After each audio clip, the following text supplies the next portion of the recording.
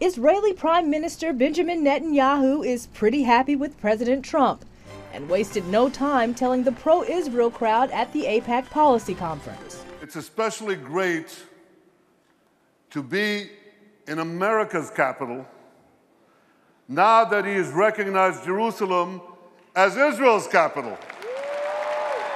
Fresh off of Monday's Oval Office meeting, Netanyahu made it very clear that his relationship with this White House was stronger than ever. We appreciate the efforts of President Trump's superb team.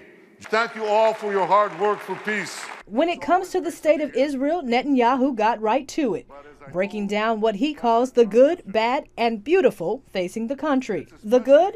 Israeli technology and defense, like their famous Iron Dome, which he says is due in part to U.S. support. Thank you, Congress, Republicans and Democrats alike. He also called out those who don't back Israel, specifically supporters of the boycott, divestment, and sanctions movement known as BDS. Pretty soon, the countries that don't have relations with us, they're going to be isolated. But what about the bad? Netanyahu pointed straight to one place. We must stop Iran. We will stop Iran. He condemned President Obama's 2015 Iran nuclear agreement and said Iran, along with surrounding nations, are looking for ways to attack. Last week we read in the book of Esther about an earlier Persian attempt to exterminate our people.